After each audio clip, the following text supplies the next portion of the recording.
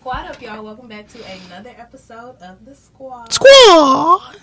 We are live on Instagram, and I'm happy to be here. Yeah, man. Long time coming. I feel blessed. I feel very blessed. Today, so I started my morning, and I was just like, Jesus, I know life gets hard sometimes. But can you just make today easy? Like, I don't want life to be super hard for me. So make it fun. Can you make it fun? Can you make it easy on me? Yeah. And let me tell you what's been going on today. So, right. So today, God blessed me with some commission, some big commission. Commission? Yeah, because at my job, one of my jobs, I make commission. Well, I have a base pay, and then I make commission as well. Oh, you didn't tell me that. Yeah. You get commission off sales, off like selling memberships. So like somebody came in today and was like, "Yeah, I want to pay you in full." So they dropped $500. Oh, they got their taxes. No, this was an old white woman. Oh, never mind. She just got it like that. My bad. Because I was just like, do you want to do the monthly membership? She was like, no. But no. So technically, it does save her money because if she was to do the monthly membership, which is like $59, it would have ran. If she would have still had it for a year, she would have spent $700. $700? A little over $700. But what is a special? No, it's just like if you get them in a package, they do a discount. So what she ended up, that was just like, yeah. So the package is gonna just be $4.99. Need to learn something, Planet Fitness. So yeah, and so with commission, they told us we get 35% of it, but I'm not quite sure if that's true. Simply because I got more than that. And I only had like 5 sales on my check my first week. But like, it didn't add up. Like when I calculated what that would be, I was like, that don't even make sense. Right. So, but you got commission coming. Yeah. However they calculate that, this is just how you gonna run with it. Okay. I mean, that makes sense. But that was, I had 2 sales today. So it was her and then it was another one. She just got a monthly. But yeah. But it don't matter. You just racked up all one person. Yes. You better turn up. I thank God. I ain't gonna hold you. I just did my taxes, and boy, I saw that refund. Boy. At least you get one. Yeah, man. Look, being in school, still trying to finish this master's, because God me telling me to go back to school. I'm trying to tell you that 1098 be diamond dancing. But the thing is, like, I already got to put on my taxes that I pay. I pay my loan back to Auburn. You paid it off? No. But you been paying on it? I'm paying on it. Oh, yeah. You'll get a little rebate for that. So, I already have to put that on there. And you got to put in the stimulus. What stimulus? Third stimulus from 2021. I didn't get that. Oh, if you ain't get it, then you need to tell them on your taxes. You might get something back for that because they owe you. Because I got nothing. Yeah. I didn't get any of the stimmy. You ain't get none of the stimmy? I got none of the stimmy. Oh. Because I was getting... at the time of the stimmy, I was a dependent. But the third one's still supposed to come out 2 dependents, I think. Oh, your mama probably. No, my grandma. Your grandma? Yeah, I was my grandma's. I'm gonna tell you right now, that chick somewhere floating. She might got it. Ain't no telling, like. Cause you know how grandparents be with money some days. They be like, "Oh yeah, this came in the mail for you." 3 months later. Nah. Or either they be like, she don't do that. She'll call me like right away if it's something that came from me. Okay, so that means she just didn't get it yet. My grandma would have been like, "Oh well, you got so much money." The money? No, I don't. But she did give me like some of her stimmy because I'm her dependent. So she was just like, "Yeah, I want to give you some." Oh yeah, because she got the bonus for having a dependent. But I was just like, you don't have to do that. I'm finna start picking I'm trying to tell my grandma to let me claim her as dependent because she be playing. What? Listen, it's supposed to be some governmental programs that might be coming out soon if they pass it to where like you can get a certain amount of money if you got a like elderly as dependent. And I'm like, I give you the check if you quit playing. Okay. I'm not saying it's a bad thing, but it would help out when it comes to like certain programs to kind of get our house back in order and other things like that. Yeah. But I'm just like, Grandma, come on now. Come on. Help me help you. Because I think one of them was like 3 bands, and I was like, Grandma, help me help you. Help me help you help us. And then not only that, it's like some other programs for like elderly dependents to where they'll watch your stuff, help fix stuff around the house. And then even if you're not a dependent, it's the programs like that. So like for older people that's like really getting up in age that don't want like nurses to come by and stuff like that. There are programs out there to help keep up the house. Folks that go grocery shopping for you, all them type stuff. That's good to know. So, you ever think about being old? Like, what you want life to be like when you get old? I know I want to live in one of them homes. You want to be in the home? I want to live in a community. Like I'm trying to be like Blackish. No, because I want to live in like a senior living community simply because I want to be like old, like the Golden Girls, and have a social life and like be interacting with people. Have you Listen, seen? do you know how hard it is to interact with people as an adult? You know how hard it is to interact with people. Periods. What you mean? So like, imagine like. I gotta meet new people. Like, okay. So you finna meet. Alive, so all y'all finna have depends on meeting each other. That's what we doing. I'm not wearing no depend. I take care of myself. That don't mean none of stuff stop working. Stuff stop working. Stuff only stop working if you let it stop working. Listen, okay, all right. That is very preventable. I feel like there's a lot of old people that are like, I tried to keep it from stop working, and it snap. You kept eating meat and dairy, though you didn't. You don't know. But also, like, some people just don't know. And we're gonna talk about that. Actually, we're gonna talk about how people just end up in certain situations just because they don't know. Right.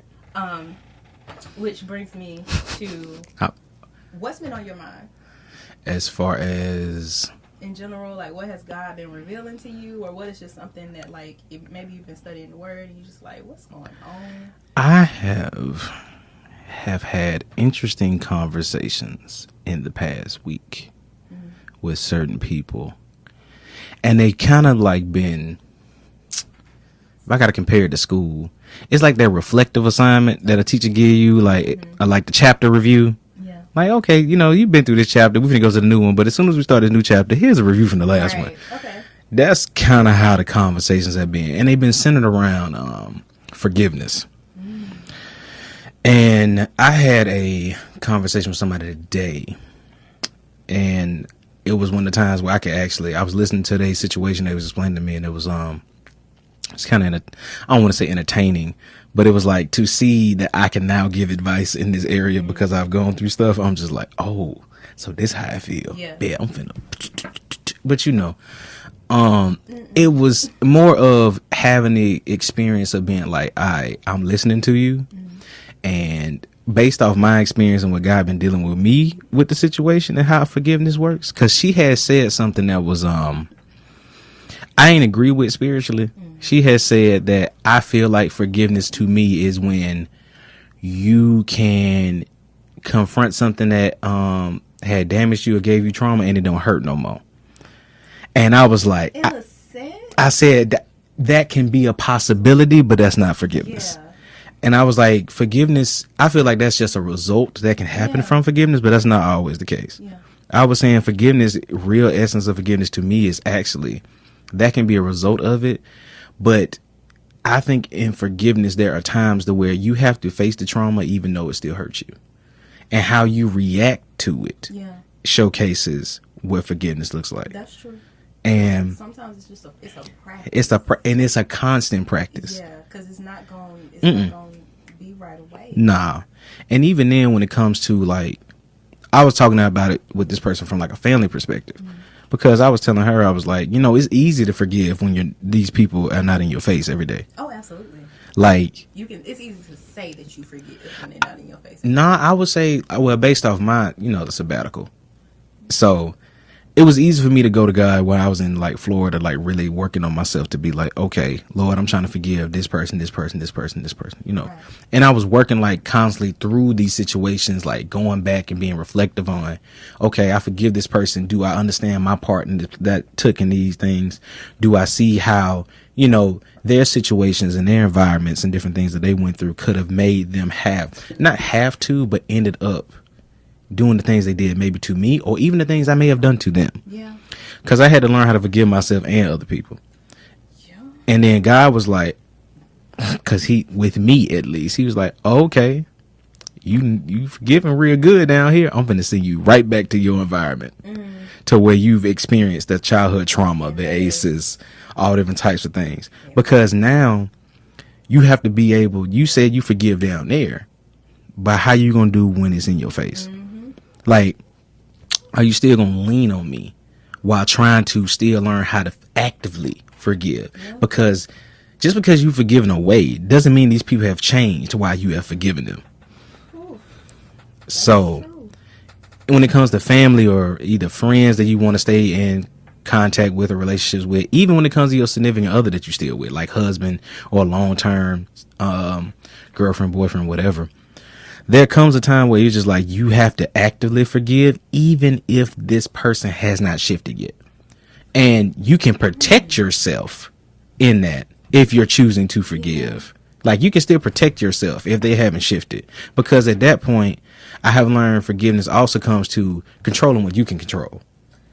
And that's yourself. And sometimes you have to control your reactions to the things that they're trying to do to you. Because in a spiritual sense, for me, when you're dealing with spirits, especially generational curses of unforgiveness and stuff like that, your family, if that's the people that are like the forgiveness is related to, they're still going to have things that's going to trigger you.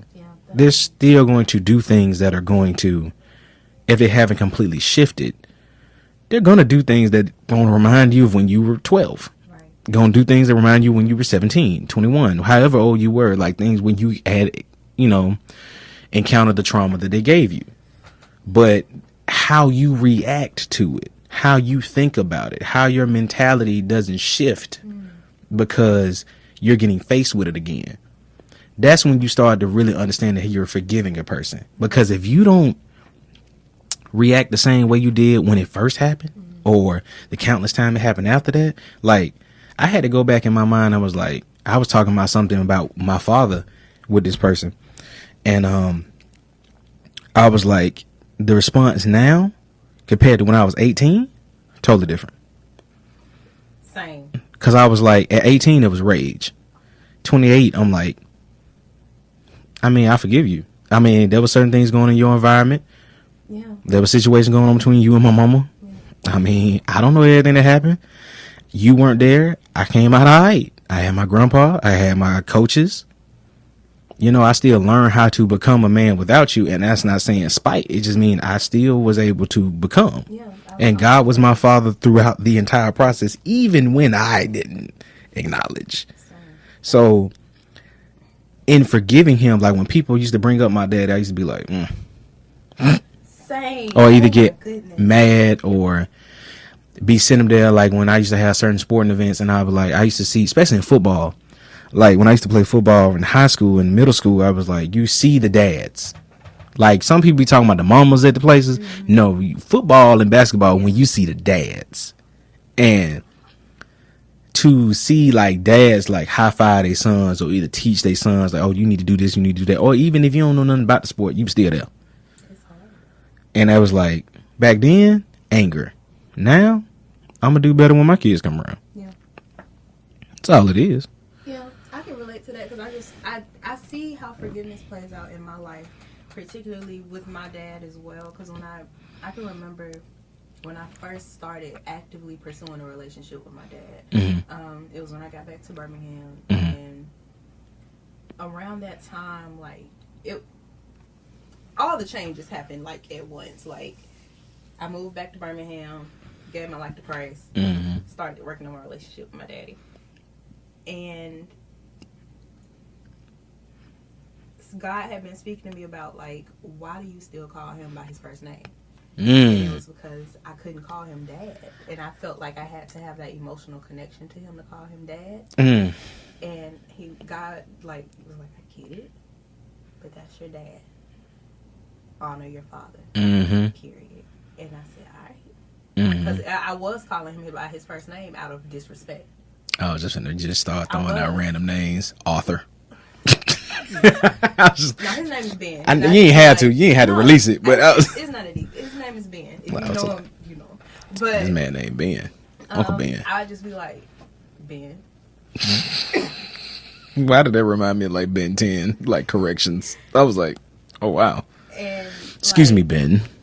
Or like, I wouldn't call it that to his face, but like, even my mama wouldn't call him my daddy, because my mama would be like, you talk to Ben? And I'd be like, no. You talked. Well, you know what? At least your mama say that. She calls sperm mama. My mama don't call him. My mama don't say nothing. My mama don't care about it. Man, I remember one time my daddy tried to wild out on Facebook. Like, cause it was like my birthday or something, or either I was posting stuff back when I was in college when I was still heavy on there. And Mind you, we don't speak. We don't have any relationship or talking whatsoever. We just became Facebook friends. Like that's it. And I remember one time my mama had just got a Facebook because she wasn't trying to bother it. And, you know, she still watched my stuff. So, you know, that's your mama. And he was up under one of my posts and was like, you need to come by the restaurant one of these days and come see me. Boy, my mama, I don't even know what I would do. I think I came to visit. I was still in school, so I came to visit Birmingham, come by the house. I came by, I was at home. I think I was like half asleep in my room. My mama finally saw him say that. Flew in my room. I know good and well he ain't doing down your stuff. I was like, Mama, what you talking about? You don't see your so-called daddy doing da. I was like, Ma, it ain't even that deep to me. I want to go to sleep. I'm like, bro, I was like taking an afternoon nap or something. I was like, I'm chilling at the house. I'm out. I ain't at school. Right. Mama came in there on firing on all cylinders. She had the blicky like ready. She was like, you want me to say something? I was like, Mama, I ain't never seen, like, I only see her this active when she mad at me. And then when she mad, period. But this was like higher levels. And I was like, oh, Lord. And I know my mama a gangster. But that she was Al Capone. She was ready to like, you want me to say something? Ain't nothing for me to go say something to him. And I was like, Mama, first of all, calm down. Let me get the crush out my eye. And, you know, we can talk about this a couple hours from now when I wake up for real. Because my door already don't lock. She just bust up in there. Fool, shoot. First of all, my mom is like 5'4", $140 wet. And to see, she came in that thing like Shrek booming my door down. I was like, good God. But it's just interesting when I hear people talk about their parents' reactions or what they say to them. I was like, my mom was like, don't. She like reacted like that. Like I said, she just be like, you talk to Ben, and even now she does that thing. Cause it's an indifference. She'll say your paw. Now she'll say it kind of trying to be slick. Like, oh, she thinks she's. Oh, I know your mama. That she ain't right. You talk to your paw, and I'll be like, no, not recently, or yeah. And that don't even sound right. You talk to your paw. But all that kind of Little House on the Prairie. You talk to your paw. Even now, though, I can see the difference in my forgiveness just because of when I address him. Mm-hmm. People will say, "Who?" Like if I say, like my daddy. I was with my grandma one day, and I was like, "Yeah, I was talking to my daddy," and my grandma was like, "Who?" I said, "My daddy." Yo, who? My daddy. That's wild. But that also tells you like how long you haven't respected him in his. I don't want to say role, but even that disrespect was driven by hurt, and mm-hmm. I think a lot of people don't know that they're in a place of unforgiveness mm-hmm. because they've been living in the dysfunction of the hurt for so long, mm-hmm. and so they're just like, I don't feel no type of way about it. Yes, you do. Man, you know what's hilarious? When I see people respond like that about their exes, ma'am, sir. I don't care. Yes, you do. And how I know that that's true is because I used to call somebody that boy. You talked to that boy lately, and you did. And I was, and it's just because, and now I call him by his name, but like. But even then, usually like, but that remind me of that TikTok you sent talking about we be talking like we like 50, 60, and we in our 20s raised by old folks. Like you was like, you type that boy. I was like, I think you asked me that one day. I was like, that boy, who? Oh, yeah, last week. Even then, like again, that shows how much I wasn't over it. That mm-hmm. shows how I had not forgiven. That's extra effort. Not just him though. I hadn't forgiven myself. Right. In the situation, mm-hmm. what I allowed in the situation, I hadn't forgiven myself for being in it. Mm-hmm.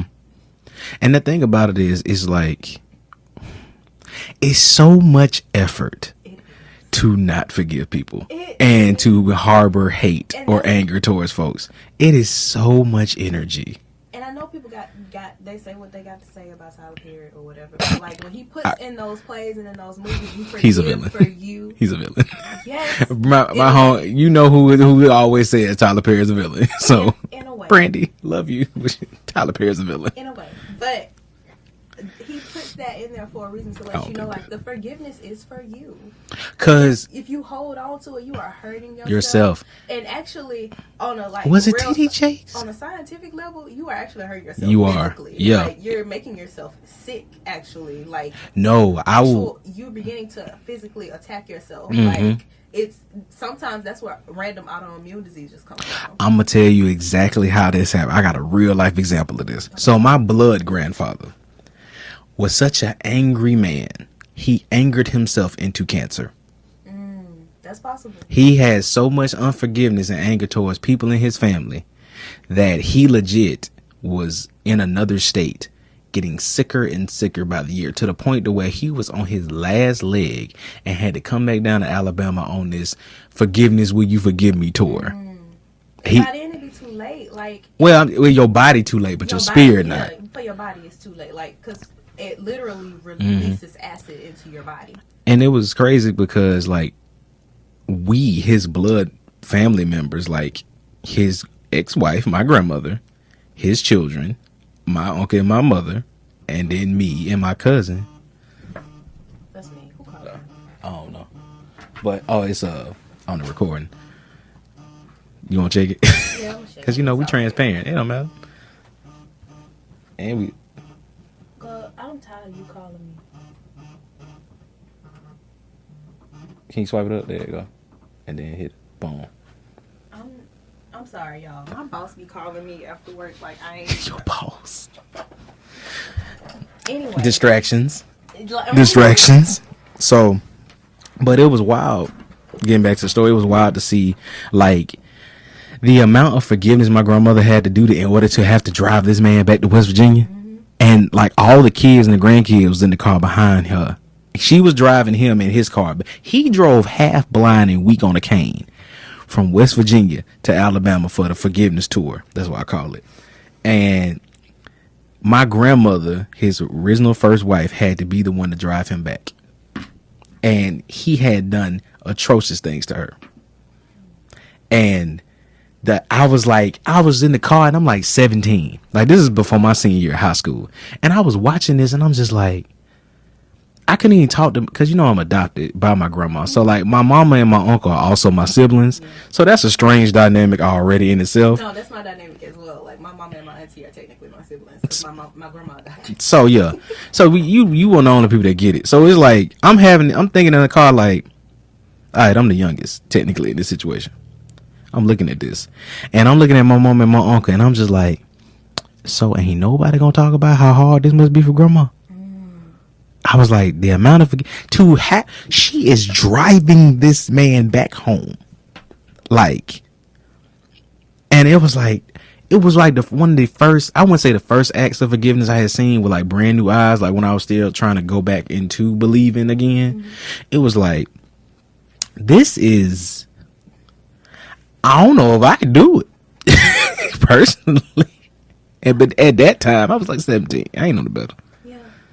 But it was like, dang, like, this is what forgiveness can look like. Yeah, and I noticed that even with my mom and my dad, because there was a time where I remember asking my mom, like, if my dad could come over, and she was like, this was before I was, like, actively trying to pursue a relationship. I was, like, trying, but even at that time, she was just like, I don't know about that. I don't know about him coming to my house. And oh, yeah, you talking about that, yeah. Even, like, but now, I'll just be like, he coming, is that okay? She's like, yeah, that's fine. And to the point, like, they went to dinner last time he was here. Because he was, he thought that him and I was supposed to have dinner. And at the time, I was still working at the daycare. Oh, okay. Like, and so your mom went in your stead? Yeah. That's what's up. But then the next day, like, him and I were supposed to go to lunch. But we didn't because it was storming and stuff. So, that was that week. Yeah. Oh, yeah, you talking about that. So I ain't know your mom went. Yeah, she ended up going instead. But what's, Now, she funny, though, because she was like. Petty. Yes, because she was just like, I ain't got to bring my gun, do it. And he said, what you mean? I ain't got to bring my gun. That's what she trying to tell you. Like, look, I'm going. However, don't play with me. Play with your, whatever Dolph said. I can't say it on here, but hey. cause your mama finna pull out the blicky on him. Like, look, I'm gonna go to this dinner. You paying. However, act up if you want to. Yep. Your mama a G. I love mama. Your mama's such a G sometimes. So every time she be talking, I'll be like, that's a G right there. Yes. Oh man. Getting to know her at this age is wild. Like, even forgiveness of my mom at this age, like, it's so different because I didn't realize how much unforgiveness I was harboring for her until, honestly, till I came to Christ. Right. And I was like, oh wow, I had like, I read something that said when you keep replaying the conversations that you would have with the person in your mind, you have not forgiven.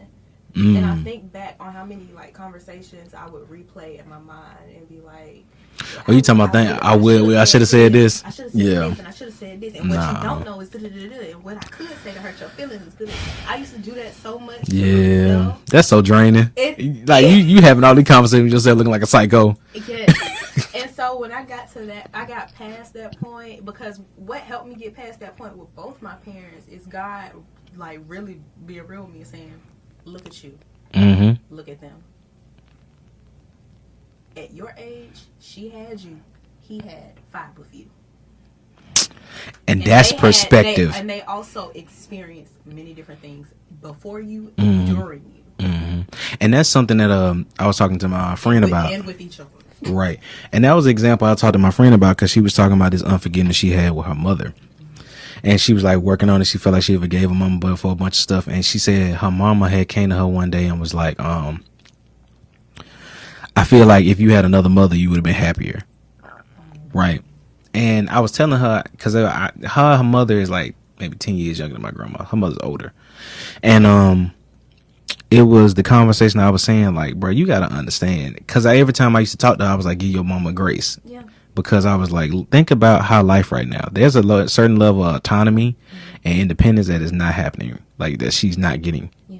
And not only that, it's the fact of, I was like, when your older brother was born, she's like, when she was 24, I was like, huh, ooh. Okay. Now, mind you, when she said this, I was like, all right, cool. Her mama is like in her 60s. So you telling me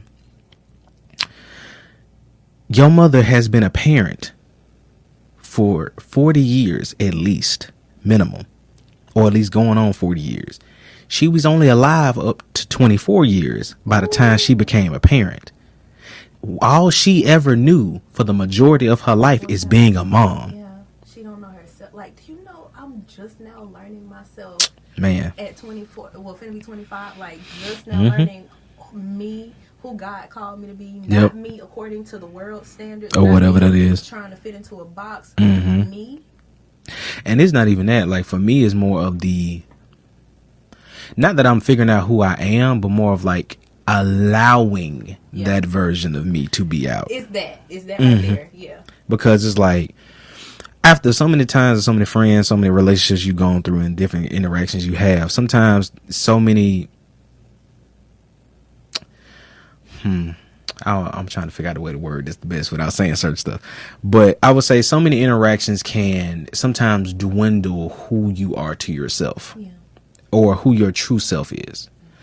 And coming across certain people that may have abused you, giving you trauma, triggers, all these other things may have diminished who you thought you were in your own eyes. Absolutely. And sometimes you forget that you enjoyed certain things. Like for me, because I was an athlete for so long, and one of the things I used to pride myself on being when I was growing up is I was the athletic nerd. Like I was talented enough in certain sports, but at the same time, I was a nerd. I was the one that, met up with everybody. I didn't meet a stranger. I adopted that from my grandpa. Like I never talked down on people because I was never like, you in high school, especially you had the jocks, the nerds, the geeks, because nerds and geeks are two different things, people understand that, two different things. Then you had the artsy creative crowd, you had the emos, you had the prissy, everybody, all the different. I was but I didn't mess with nobody. No, I was the balance. I knew somebody in every group. Yeah. And because I always had the thing in my belief of I know what it feels like to be mistreated and to be like talked down to or whatever based off like rank or status, even though we coming up as kids, we still learn that early. And I was like, ain't it though? But I was like, I was one of the people that I would never mistreat somebody that just came across. I always had, and this is It was funny. Me and Kevin Gates had this in common. However, out of all people, it was like, I'm a person that don't tolerate disrespect because I show my respect first. Yeah.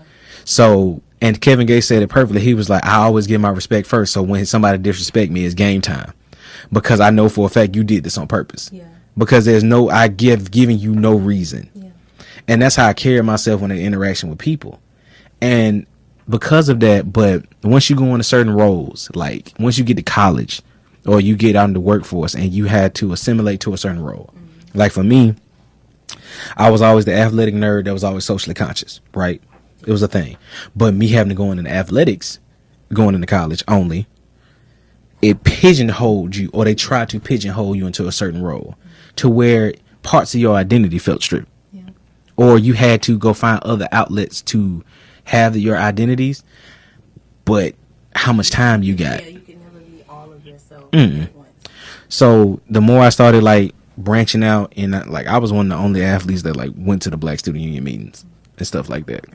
I would literally word like it was really just a few, girl. I got you. Don't even worry about it. Boom.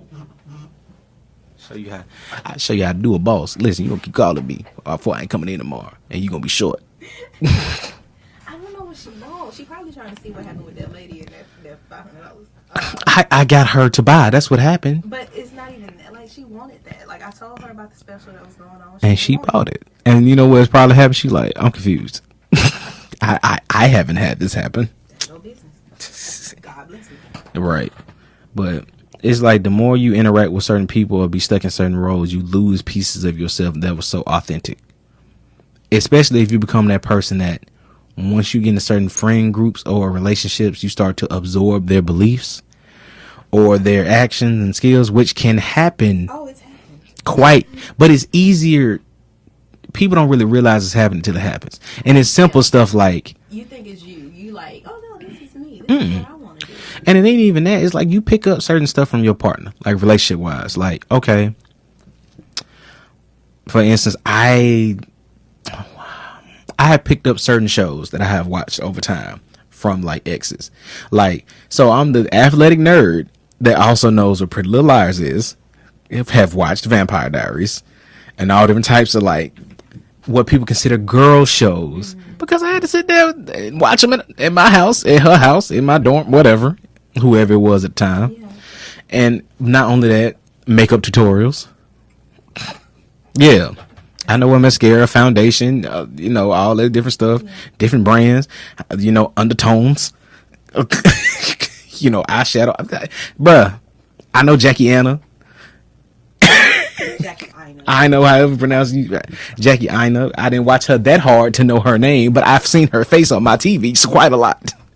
Like natural hair textures, understanding difference between 4B and 4C and different stuff like that, different types of weaves.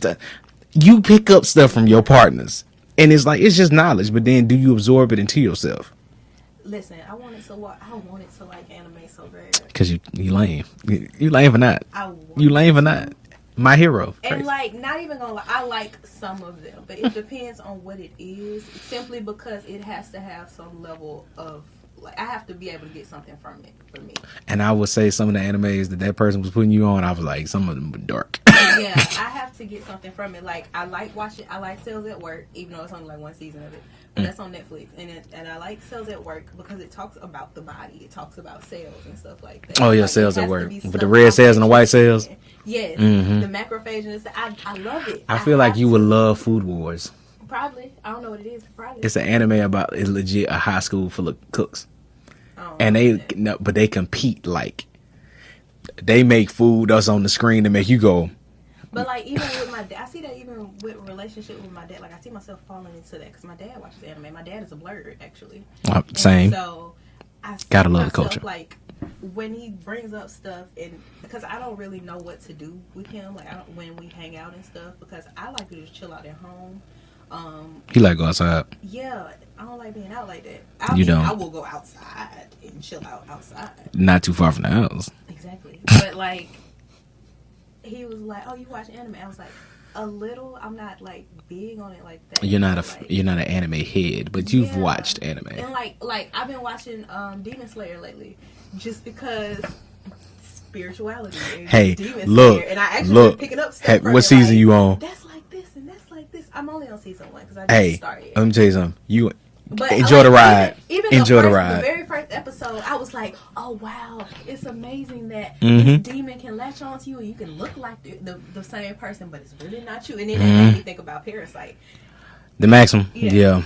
I forget because we did have a whole episode on Parasite the Maxim and Tokyo Ghoul, but that was an anime hit. Enjoy the show. Enjoy the ride. Season 2 is amazing. Can't wait till you get there. Mugen Train, the movie. You're gonna cry. Yeah, it's amazing. Good little ride. Animation quality, chef's kiss, and you ain't even got. And like I watched Devilman Crybaby. Oh no! I know it's not like that was the very first anime I ever watched. And that was the first one. Yeah. He did that to you? No, I did that to myself. Why'd you do that? Because I wanted to see it. That was your first introduction to anime. That? I liked it. I enjoyed it. That's a wild start. That is a wild start. It is, but like think about where I was when and that's Crybaby first came out. And that's why I think about it. Like, yeah, you're right, but I'm just like in my mind, I didn't know that was your first one when we talked about it. That's the very first one I saw. And I tried That's with tough. I tried with Naruto. Can't do it. It's long. I tried. I ain't gonna lie. It's just very long. I'm gonna tell you this. I tried with Dragon Ball. Can't do it. I tried with Sailor Moon. Can't do it. Sailor Moon. Yeah. I would say this: if you're looking for anime with lessons in it, I would say stay on Naruto, please. Just keep going. See, Not only when you don't have anything else to watch. I can't just because of where I've been, and it gets into the chakras and stuff. Oh yeah, because ninjas and chakra. And Yeah, I don't care to let any of that into me. that's fine. I understand that. So yeah, never mind. Well, then watch My Hero Academia. Now I did like that when you showed it to me. Like when the first few episodes that I saw, I did enjoy that. I would say My Hero Academia is a good one for you.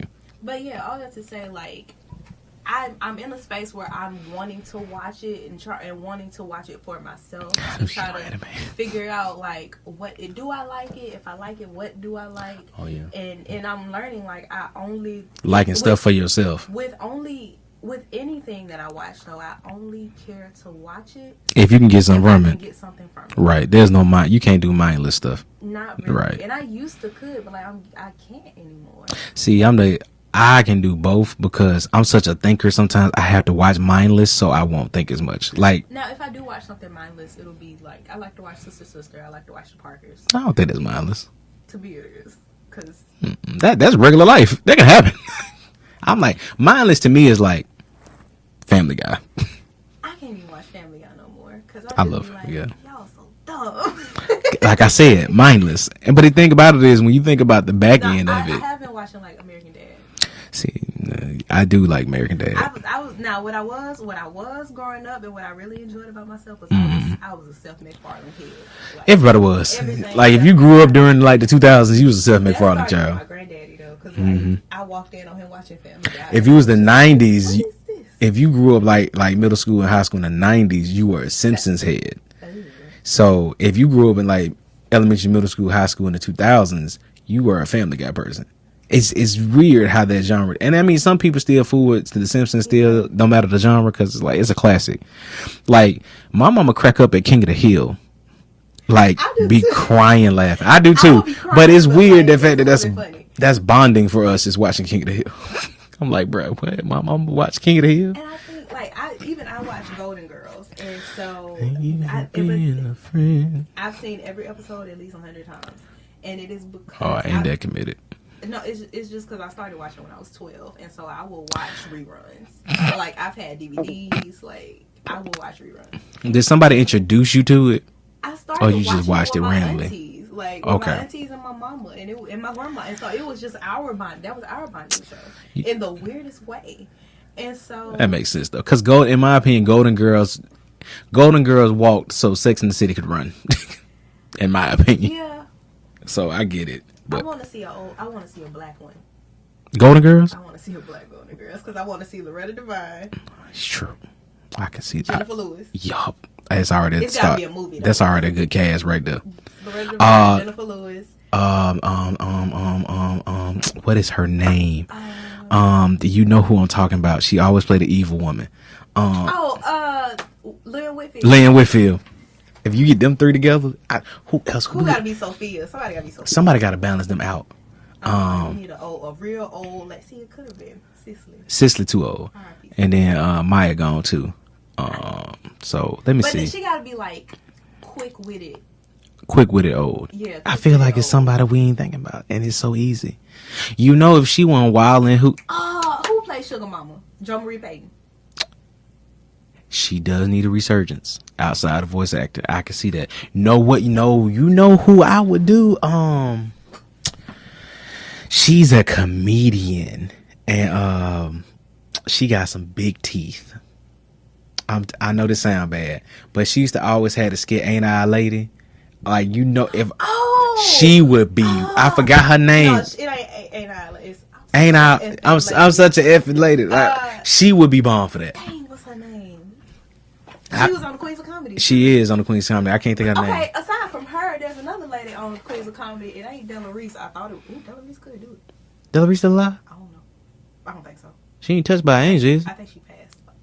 I can't stitch. It's another lady who reminds me of Della Reese. You know the lady who played Andale Mama on the Parkers? Yeah. Let me look up. I got a computer right here. The fact that we ain't looked up nothing, but back to the conversation. It was like Adele Gibbons. Adele Gibbons, yeah, that's my girl. That's my girl. I think she needs to be the fourth one, because I feel that her and Jennifer Lewis are going at it. Yeah, exactly. And Loretta Devine got to be Rose. Mm-hmm. And then Lynn Whitfield is Blanche. Exactly. See how this cast came together. Tyler Perry, don't make this movie. Anyway, something that God has been speaking to me Lionsgate, about. don't make this movie. Something that God has been speaking to me about is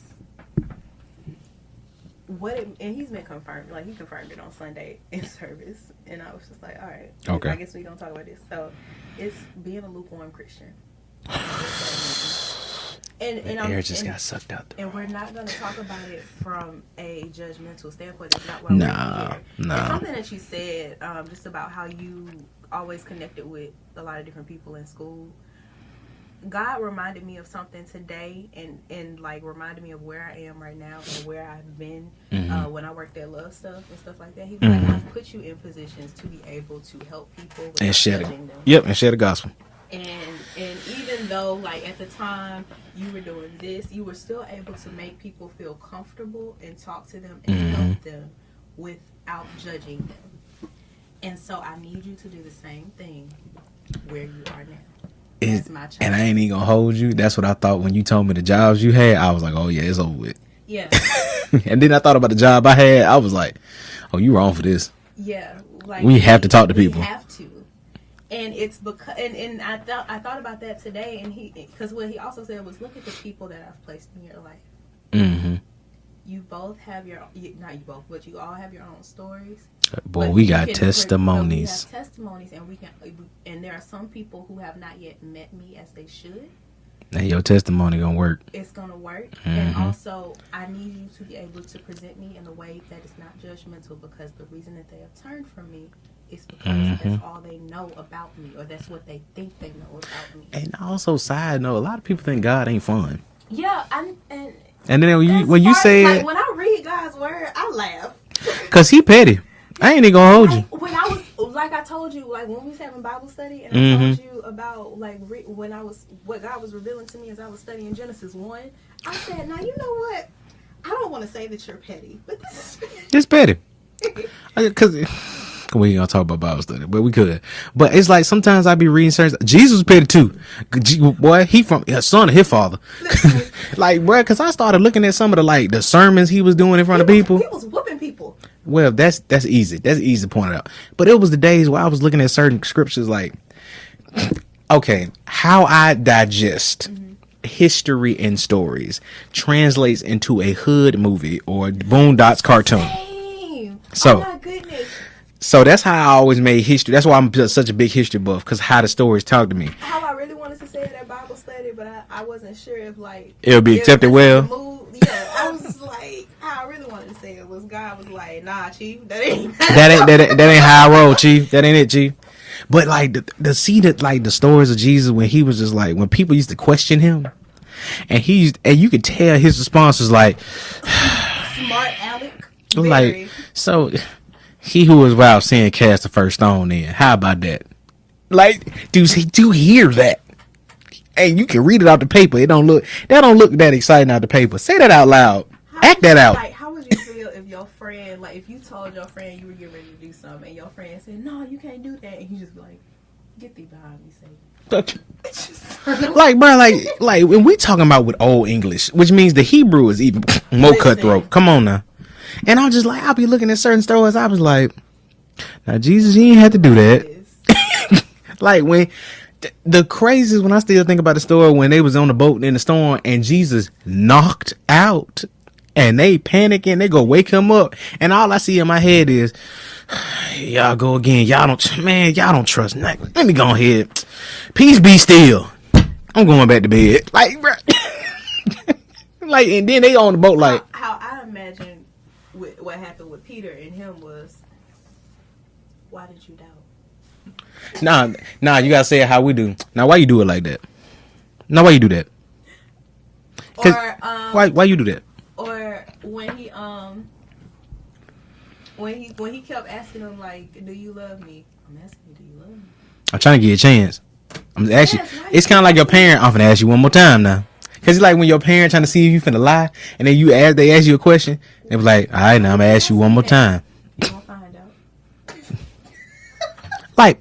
Bruh, and then I think about some of the other stories like in the Bible, like I see him side-eyeing Judas, like no. The meme, is it me, Jesus? That is how he really felt. One of you will betray me tonight. Is it me, Jesus? No, it's not you. Is it me, Jesus? No, it's not you. Is it me, Jesus? Is it me, Jesus? Like that's like Jesus was a savage. Y'all gotta understand, Nazareth was not rich. Nazareth was like the hood. And that's why people looked at him like nothing. Like people. You are Jesus of Nazareth. Like that, and also people. You are Jay of Titusville and Centerpoint. Nobody cares. Come from Nazareth. Like can anything. Really that's what I'm saying. Like, bro, when you hear somebody say some sly stuff, you the son of God. Hold up, you talking about Mary and Joseph, boy? Ain't he the carpenter? But anyway, all that to say, this is not a judgmental space. Jesus is not a judgmental God. No. I don't think he judged Judas. Because that's side eye. But even then, what I want to talk about is, I saw this yesterday regarding, as it pertains to like being a lukewarm Christian, a lot of people misunderstand what judgment is. Mm-hmm. Jesus is not going to look at you and say, and call sin out to make you feel bad. Mm-hmm. He calls sin out lovingly, and he calls us to do the same thing. And that's the crazy part. Like, when you think about the traditional church, mm-hmm. and how, like, Jesus really rolled up on folks real smooth. I think about the woman at the well. Mm-hmm. I think about Mary Magdalene. I think about how he came up on Peter a few times. How he did the woman at the well was wild. But if you you don't have one husband. You have 6. But you gotta think, he just coming at you like Jesus came at her like a homeboy. Like, hey man, and the one you got now ain't in it. Let me tell you something. Jesus rolled up on her like this. Hey girl, why you out here acting like you only got one man? I done seen 6. I seen your house. And the one you got, trash. You think he's something? Garbage. Like, you gotta think she was just like, oh my God. And she crying at the well. She's like, and then she just went like, you told me everything I ever did. Yeah, because I hadn't seen it all. Did you try to come up here? Girl, you dirty. And your clothes clean. Ain't that how a lot of people live? Bruh, you dirty, but your clothes clean. You bathed, but you dirty. But that's how a lot of lukewarm Christians are. And so we had a guest pastor speak. He was from Florida. We had a guest pastor speak. It's always Florida. Florida man. Got a Florida man pastor. Oh, Lord. Man. He talked about Christians in the South, and he was like, what we have to understand is that we're looking outside of the church for the people that we need to help. when the church already got enough sick people in it. Like, you can go get some more folks, but you need to talk to the folks in the building. Yes, like God wants us to go out, meet the people where they are, absolutely. But also, that's only one part. Let's look at the people in the church. Let's look at the folks sitting next to you on the same pew. Yeah. And so he was like, or set of chairs, depending on what church you in. He broke down the barriers that may stop us from reaching people who are, I like to call them, the title masters. Like they are Christian in name alone. And so, see, I'm against the political Christian. So he talked about that. He talked about the political Christian. He also talked about basically how we're Christians by culture, not by relationship. Not by relationship. Like we know the title. We know what that means, or we know what the title means. We know what the title means in culture. We know we don't CME Christians. We go Christmas, Mother's Day, and Easter. I celebrate Christmas. I celebrate Jesus' birthday. Okay. Do you know Jesus? First of all, you ain't gonna talk about my joke I run every year. Happy birthday, baby Jesus. I do it all the time, every Christmas. If it's pagan, but if we gonna act like we gonna celebrate today, happy birthday, baby Jesus. But he did talk about that and how like people will say like I go to church. So how he broke it down was people will say like I go to church. If you ask somebody if they're a Christian, they'll talk about all the things that they do. They never talk about who they know. Man, and you know, and they wear it ultimately as a badge. I don't honor. do that. They wear it as a badge of honor, like something that they are supposed to get rewarded for. Oh, I'm a Christian, so that means I'm going to heaven. Jesus will look you in your face and tell you, I never knew you. And that is why his word says that. Because his word literally says, even the people who do, there are many people who do things in my name who will not get into heaven. He does say that. And it is because they do the things for their own glory, not for God's. And it was like when you said that, I was like, I don't do that. I was like, when people be like, are you a Christian? Yeah, me and God got a relationship. And it's not like, oh yeah, I go to church. You know when I was younger though? Yeah, I go to church. Yeah, I was going to say, I remember growing up and saying, well, I go to church. I'm a Christian. I go to church. I'm on the dance team. I'm in the choir. And to be honest though, I'm going to say something real wild and you going to be like, dang, I ain't never thought about that. It's a whole lot of people that's Christian that's atheists. Facts. Or I would say agnostic, due to the fact of you do Christian or religious things, but you do not even know who you talking to. Yeah. So you just out here doing stuff. So you really don't believe. And it's that, and also at this point in time, there's a lot of Christian witches, and they don't even. Boy, it's a lot, and not just Christian. I ain't gonna say that. Let me break down what witchcraft is. Go ahead. Yes, we got. You got this one. We got y'all with the crystals and all of that. Like y'all doing that. Let me tell you right now. I don't care what anybody has told you. It's not of God. It's not Atlanta. It's not of God. But. You lost. Tarot cards. So there's a sound on TikTok. It's like it's from a song. That's not Atlanta. Yeah. So the crystals, the tarot cards, horoscopes is not of God. Period. I've talked about on the podcast what horoscopes actually are. What I was going to say. When you dig into a horoscope or you get into agreement with a particular sign, it is attaching all of those demons that is connected to it to your soul, to your spirit. So you're taking on all of that. So the new TikTok need to be like, that's not Jehovah. It's not Jehovah. I'm just Tarot cards is not Jehovah. Crystal is not Jehovah. But yeah, sage, not Jehovah. No, it's not. But you know the thing about it is that people gonna try to combat with that is he made it. It's been manipulated. I ain't even. Let me tell you something. And maybe it's me. I'm finna be wild for a second. Cool. Why you giving so much power to a rock? But you can't give it to Jesus. Like that is a real to question. A plant. Yo, I saw something yesterday that really had me like. So you know what? But this is the thing. This is the sticking point. So we go to. Oh, you finna do when it. People talk about like what is the evidence that Christ existed, what is the evidence of God and all of that, because our calendar goes by BC and AD, and that's so simple to think about. What you mean? Before Christ. I know what it means, but what are you talking about? Like, I think it was so simple it flew. When people say, what's the evidence of Christ? BC AD. Child, please. Before Christ got here, after like Anno Domini, like that's the evidence of Christ. That's the evidence. That and it's so time. When I saw it, I was like, time. You're right. right. I mean, yeah. You know what? Yeah. However, it's so simple, but you like when you think about it, like it make you go like you sitting up there, yeah. What's the evidence? Crazy. BCAD. You sitting there trying to go through all these things. Well, it's this and this and this. Oh, wait a minute. Time itself. But you know what the crazy part is? The time that we go by. At the time that we go by, but you know they're gonna some of the folks that don't believe gonna say time is a social construct. Right. See how that just went. See how you see. Hey. Don't bring your girlfriend into this. I didn't. No, she believes, but like she do say that. That's because she be wild. It's a different conversation.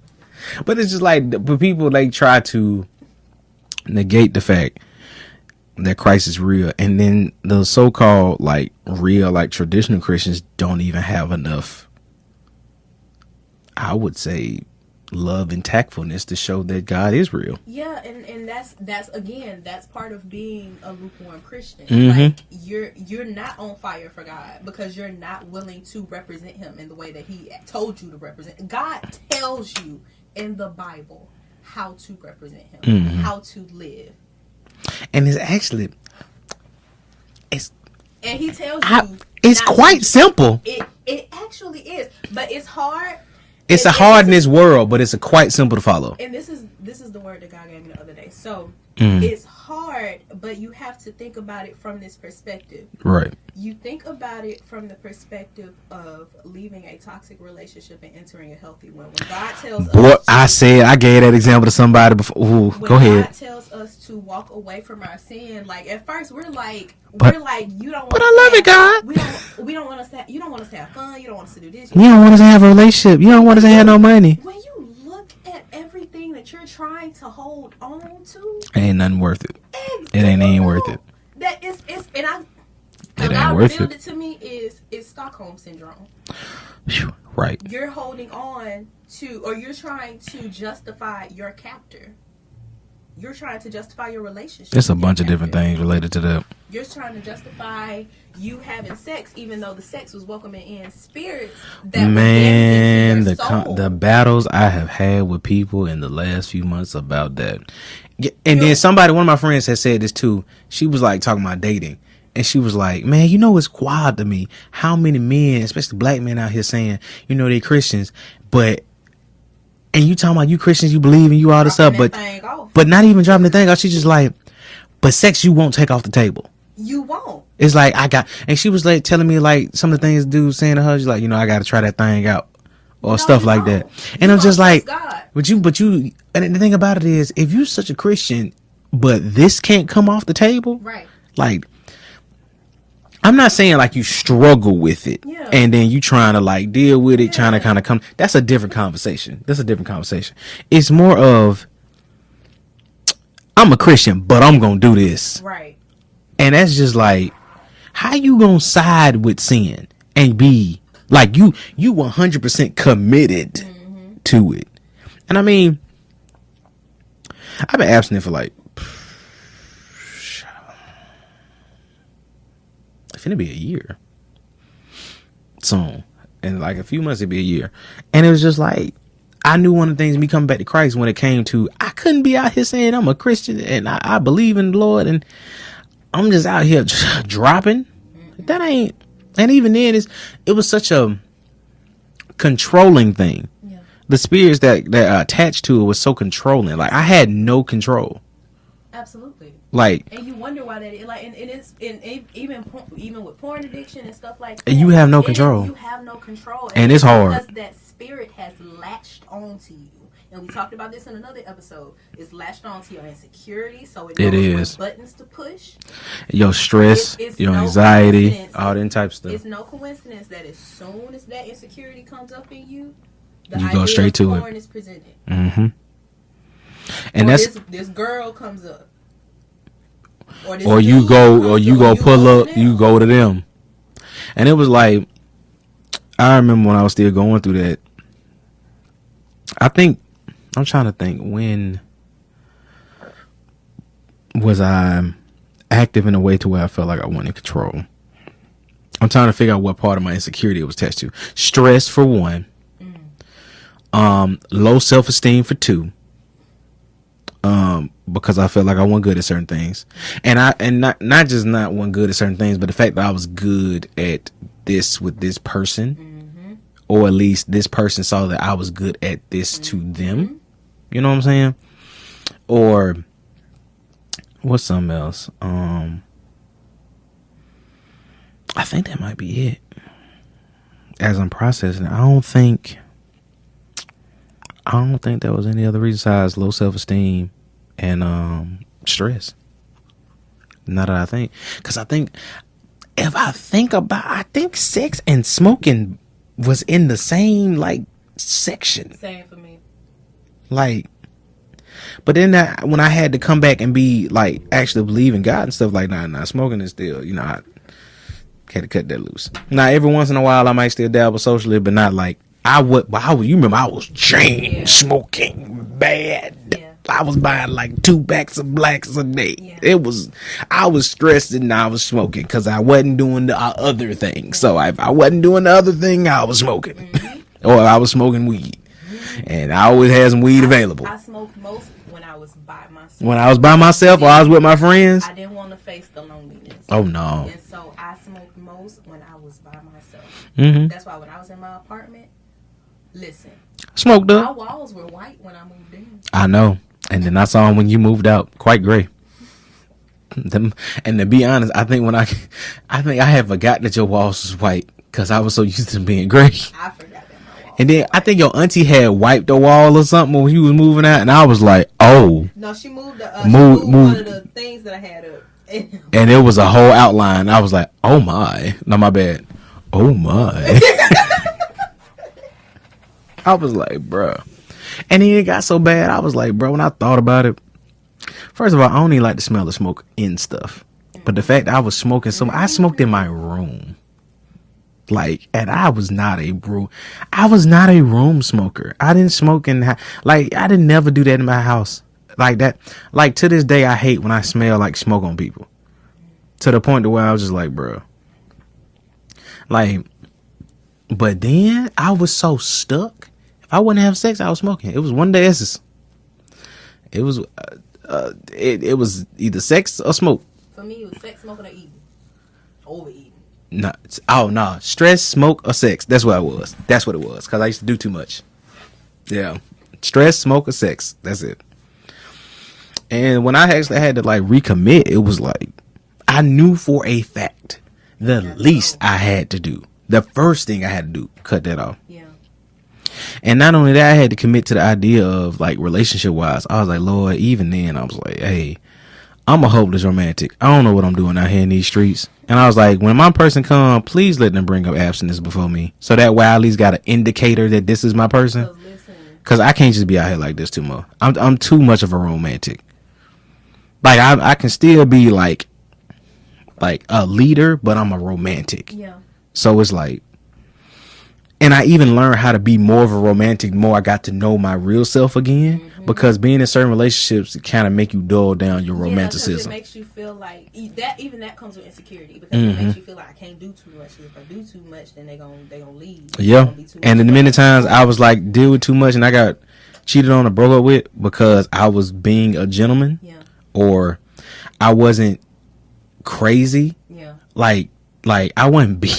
You know, somebody told me straight up. An ex told me to my face, I cheated on you because I thought you were gonna do it. Yeah, you told me that. And I was just like, she said, you were too good to be true. You're too good of a person. So I went and cheated. And I said, but ain't that how what? Ain't that how we do God, though? That is how we do God. And that's what taught me something. We give into the sin because it's like, well, at the end of the day, I ain't gonna never be perfect. And so he gonna let me go eventually. Because I ain't gonna never get it. Because trust in a human form is hard. But also, it's because we don't know God. It's because we don't know the God who gives grace, and we don't know why he gives that grace. God gives us that grace because he understands. He understands because he knows the situation. He knows everything. He knows the situations that we come from. He knows that the sin was here before we got here. Facts. He knows how the devil works. He knows how Lucifer works. And so he knows how he moves and how he moves. And he counteracts it at every move, even though we don't even realize it. And then not only that, it's more of the what I was thinking. I just had it. Don't lose it. Don't lose it. Don't lose lost it. Never mind. Maybe I wasn't supposed to talk about it. But it was like thinking about the conversation of just going from lukewarm to on fire. Bro, that take work. It ain't no switch. It does, and it takes you getting to know God. You can't. And sometimes just knowing yourself. Yeah. And having to know where you were. Yeah, you have to know yourself, where you were. You have to know, like, you and God have to have some talks and be like, okay, I'm understanding this about myself, and I can't. I struggle with this, and I may have to spend time with you in this way because this don't work. And you have to understand. And you got to retrain yourself to how to go against yourself. Yes. In order to be with him, you got to go against yourself. A lot of time, the enemy ain't even outside of you. You the enemy. It was the last time when I was going off on that last podcast episode. Oh, my bad. I went and re-listened to that, and I was like, I was going off. But it was like, it's like what I said that day, like, who really the parasite? You or the parasite? Like, is the parasite, or is it you? Are you the problem? Like, cause we be giving demons too much power some days. Sometimes it's really just you. Ain't no spirit, ain't no demon, no nothing. It's you. And it's you because it's what you've learned and you have taken on. We still get in these spaces where we operate in our trauma and in our pain and our dysfunction, and we think we take on the dysfunction as our identity. And don't nobody even and God didn't create and we move in it, and we move in it because we used to it. And be comfortable. The reason why God loves us beyond that is because He knows I didn't make you to be this, and I want to love you to life. You're still a little bit in death right now. I want to love you to life. Right. And I want to love you in a way that reveals to you who you are, who I created you to be, so that you can love you outside of the dysfunction. You can know you outside of the dysfunction. Because sometimes you only knew you in the dysfunction. And you can know me outside of dysfunction. Because one thing about the dysfunctional view we have on God that I used to see, or at least for me, the relationship I had with fathers or father figures, it was shaped what I thought my relationship with God was supposed to be. Yep. And we are doing God a disservice trying to compare our relationship with God to our relationship to our humanly fathers or father figures. And not just God, we're doing ourselves a disservice because that further like leaves your spirit in death. Because now you can't trust God because your father betrayed you. Your human father betrayed you. So now every time God try to do something for you, try to make you, not make you, but talk to you about something, you just like, I don't think you're gonna do that for me. Right. Because that's what you used to. I'm saying, I'm being transparent to this one because that's how I used to feel all the time. Yeah. And it comes around in my actions because I used to pray like, God, can you working out some stuff? I used to pray real heavy. So when I get done praying, all right, what move I need to make? Right. I don't sit. I don't wait. I don't try to listen. I'm just like, all right, I done prayed. He gonna be with me in this, and I just go move and make a move that's just totally off of what I do, not being listening and paying attention and taking the time to meditate and try to listen to what He wants me to do. I just move, and that's when I knew I ain't trust God. Yep. I knew I didn't. And something that God revealed to me also, as far as being lukewarm, being in a relationship with Him, we have to. I want you to think about the relationships that you've had, the basis of those relationships, especially if those relationships were based in selfishness and what you could get. Think about your relationship with God and how you handle God, like and what you can get. You only in a relationship because you want to get something out of it. You only in a relationship because you want to have sex. You only in a relationship because you want to feel secure. You don't want to give nothing to the other person. You don't want to sacrifice nothing. I will say something that's selfish that most people it can be selfish and most people don't think about it. I want to feel love. I don't want to give it, but I want to feel love. It ain't even that. It's very simple. I want a relationship because I want to be with somebody. And that's the worst. I believe I need to be with somebody. And no, you don't. And that is a selfish, low self-esteem moment. It is. It's selfish because it's, again, you're not wanting to do anything for the other person. You just want to be with somebody. And even if you do stuff for another person, the foundation was I want to be with somebody. Yeah. Not because I care. I want to. But we treat God the same way though. We treat God like I want to know God because I want to get something. My relationship with God honestly started that way. I mean, everybody's did. That's what we were taught. I wanted to be with God because I needed peace. I didn't know peace at that time, and I needed peace. I didn't know what all that entailed. I didn't know it meant me serving His people and all of that. But when I needed peace. But when I got to know him, and again, it's going to take work on your part. It's going to take you being in his word consistently. It's going to take you cutting out some things. Because spending more time. Because what you don't understand is those things that you are allowing in, or those things that you are doing are allowing certain spirits in to the point where you can't. Every time God pulls you out, you go back. Right. And you trying to figure out why and all this stuff. Stop what you're doing. Right. And look at what you are doing. Look at where you're trying to go. Look at where you came from. Are these things helping you get to where you're trying to go, or keeping you where you were? Sometimes you don't need to do all that. Sometimes you just need to sit. Yeah. And before you even get into the planning stages or trying to figure out where you're going, like, bro, who are you? Yeah. Who are you today? Yeah. And I feel like doing that conversation when trying to like really be with God is I would say that is the most important conversation. Absolutely. Like, who are you? Who am I? Who am I? Who are you? Mm-hmm. Who are you to me? And even then, like, you will get the who are you so much quicker. But in my opinion, who did you create me to be? That's the question. I feel like that's a further long question. The most difficult question is who am I? Because this lost. I don't think so. Because I think with who did you create me to be? God created. That's what I'm tying. That's what I'm tying into that question. Who am I? That question is tied into that. Because when you asking the question of who am I, it's not the question of what you. No. It ain't even that. It ain't even who am I, like the status of, oh, I am so and so. I work at so and so. I drive this. I do this. No, I am this. No. Who am I? And the essence of who am I to you? Who am I supposed to be in relationship to you? There are different layers of just understanding, and not just that. The real question of who am I right now? Because that's the question. The reason why I say it's the hardest is because you have to be reflective and be like, in this moment, I'm trash. And you got to have that conversation with yourself. That's why I was saying that's the hard one. Like, I ain't good at all. Like, who am I today? Oh, I ain't worth 2 nickels rubbed together. And that's another thing. I ain't good. Like, good according to whose standards? Like, because a lot of people will say, like, all you gotta do is be a good person to go to heaven. No, ma'am. Because there's a whole lot of people that do good things that don't know God. And good according to the world standards, and it was not the same. Say it is but filthy rags.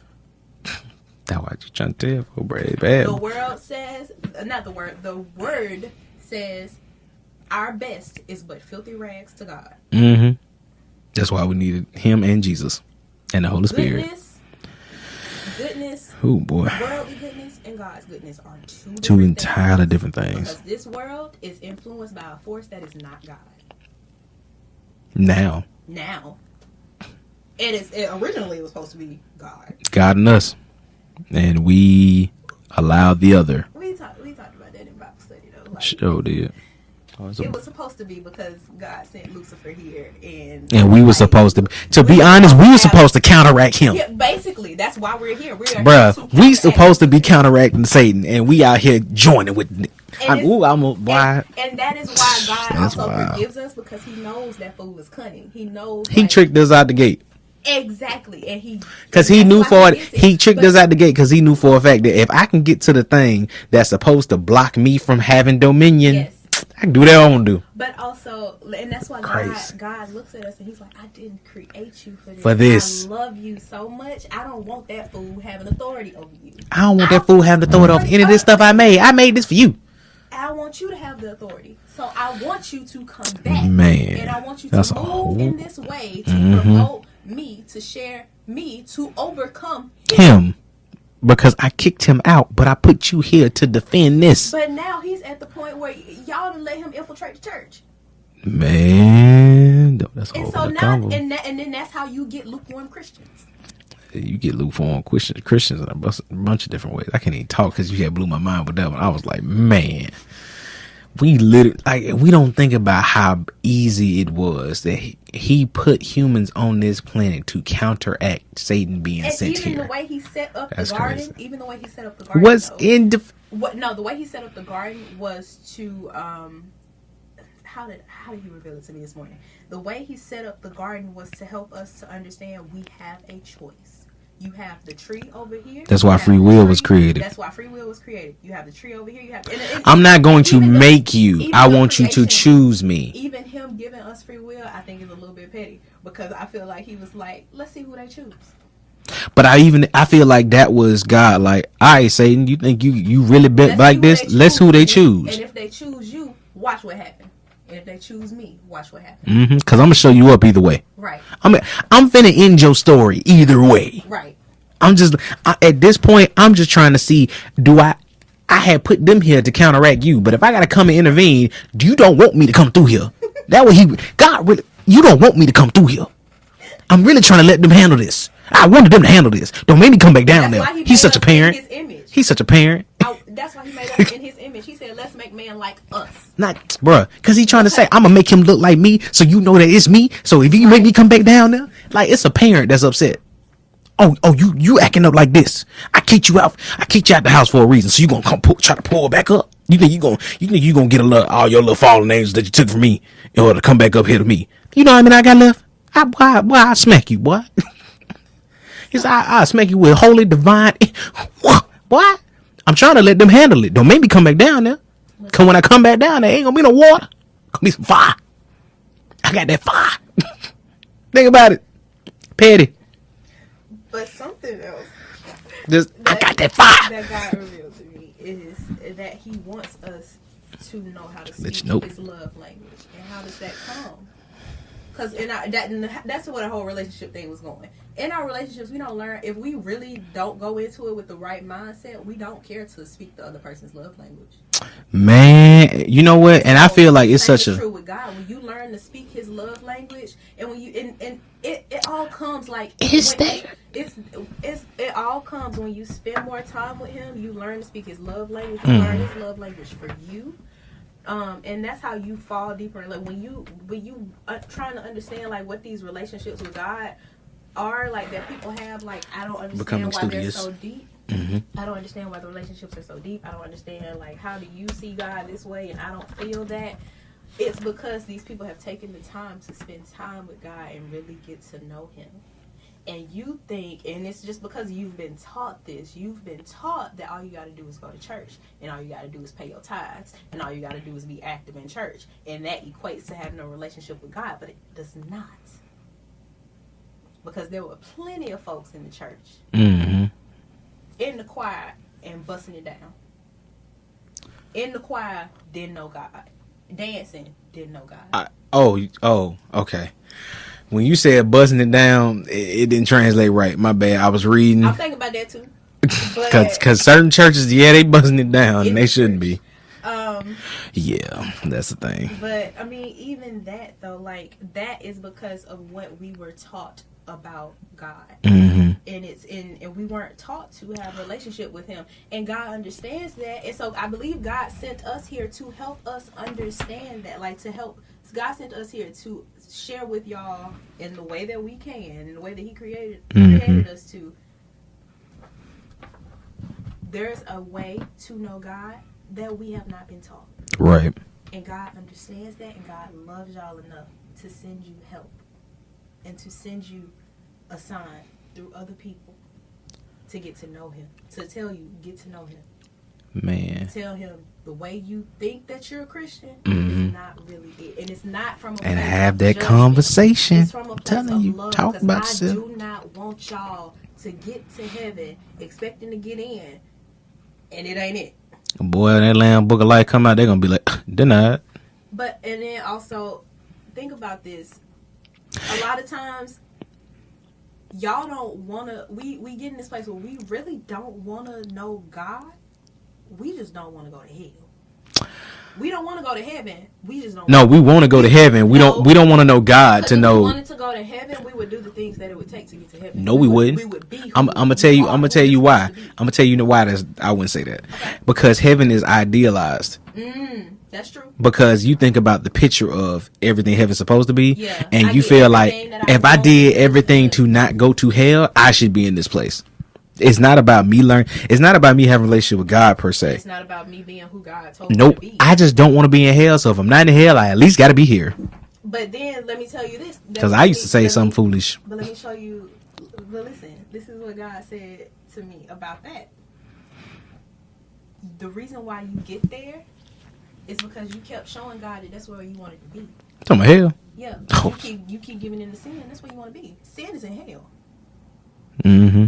You keep giving in to sin. Keep going back to sin. That's where you want to be. God is a gentleman. He is not going to kidnap you and take you. That's what I was trying to say earlier. Where you don't want to be. What it was. If you don't want to be with Him, free will. That's what it was. And that is why.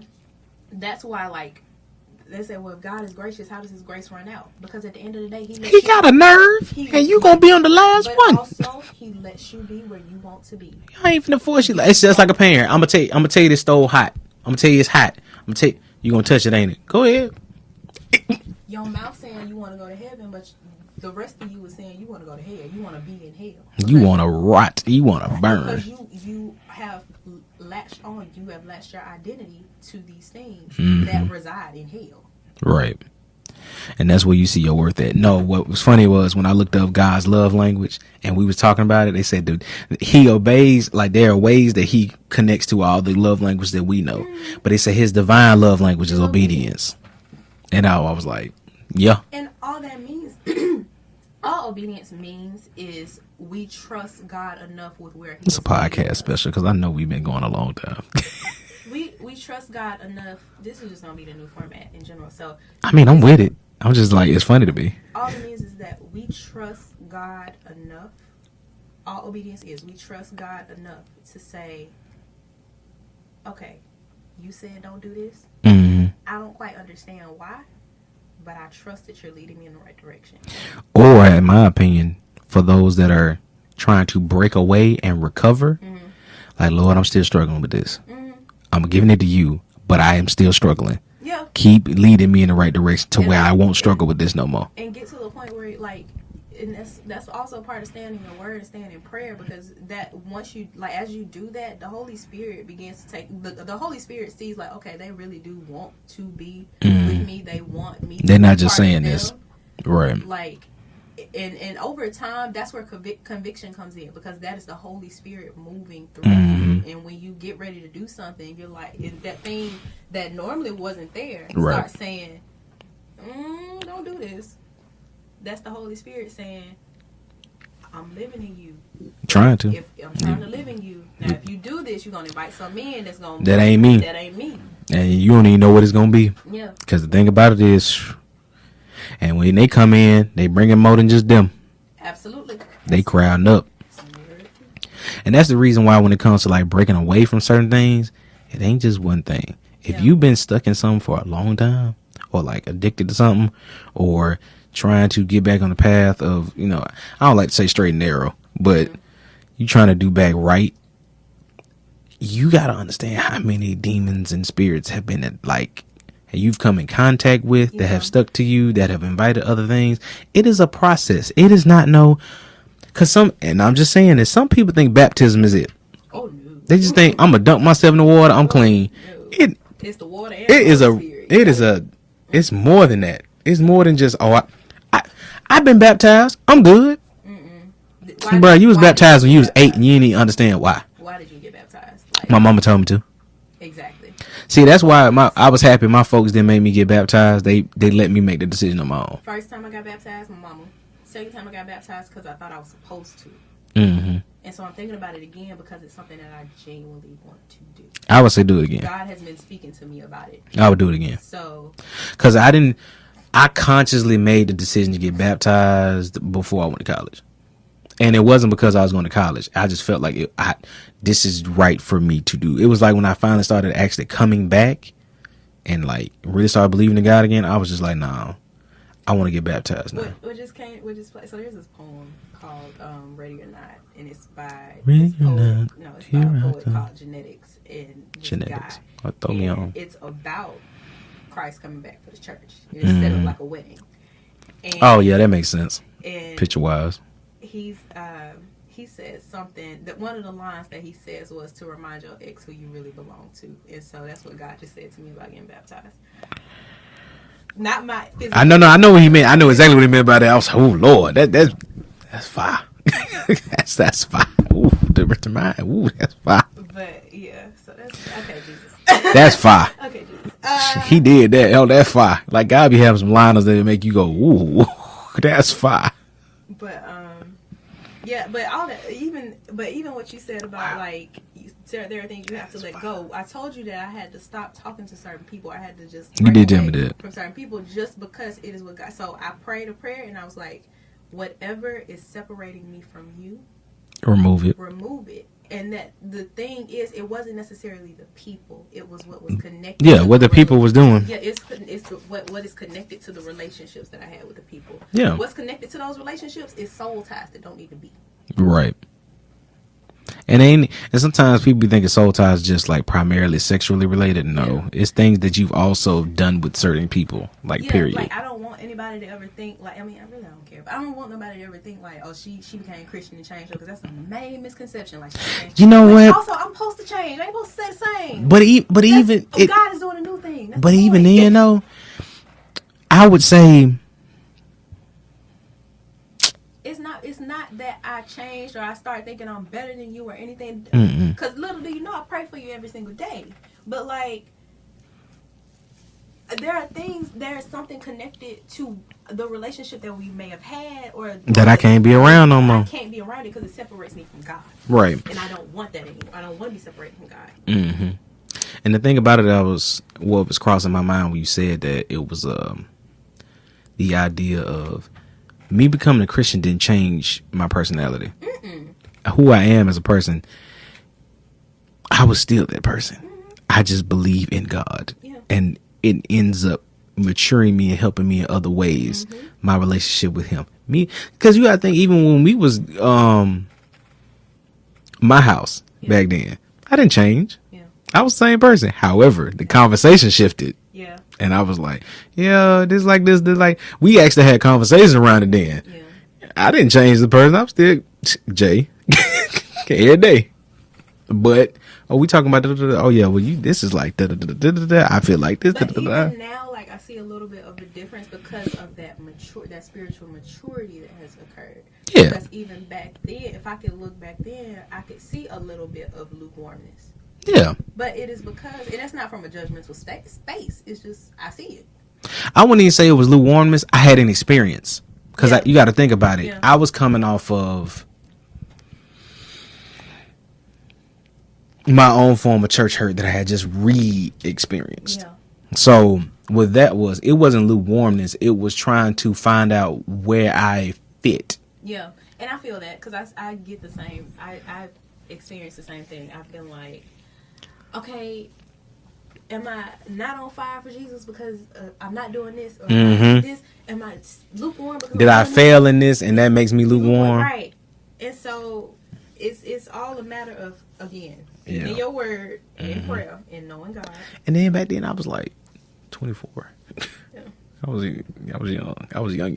I'm still young, but like, bro, I was 24 at that time. I was in grad school. We were in quarantine. It was a whole nother life. Oh, no. I wasn't 24 at the time. I was 26. I was 24 when we first started having small conversations leading up to that. But when we had the quarantine at my house sabbatical, 26. What a messy time. Oh, man. That's all we have that was today. 2 years ago. Seems such a long time ago. It does. Boy, COVID didn't ruin this life. When I look at me now and me in 2020. Oh, complete. I won't even say 180. That ain't enough. You got 360. You went all the way around. No, because 360 just mean I went right back. No. You can turn around and be in a whole nother location. How you think? Recalculating. Go GPS. You do that turn around. You on a whole nother path, baby. Well, this has been a great episode. I thank God. Like this is dope. It's fun, ain't it? This is it. Yeah. This is how it's supposed to be. I like this. Like if we ever had equipment. Right. I was trying. It's okay. We're here now. That's what matters. Amen. And so I just want to thank God. And we here. Yeah. This is gonna get real. We're gonna be doing this real regular. This is like our introduction to like the new format. Like we actually can do this now. Yes. And I was like, I want, and now the YouTube can get lit. Cause like, and these clips when like, the Twitter gonna start, the Twitter finna boom, boy. When I tell you the Twitter finna boom, y'all gonna be seeing clips, gonna be sharing stuff, gonna be adding people, gonna be having conversations, and all them type stuff. Like the social media finna be booming because now we have this. It's so great. Instead of just hearing my voice or the random Instagrams in the house, Right. Because I mean, we tried, we did what we could. But we're gonna get to a point where we start putting like clips, like if we find something on TikTok or something, we're gonna put clips in the video. No, that we have conversations about. Yeah. I feel like next episode we need to take like some TikToks and we need to break them down and be like, just to have fun. Like, bro, how did you perceive this? We'll talk about that. I feel that'd be dope. All right. Bye, y'all. Deuces. Peace. Yeah.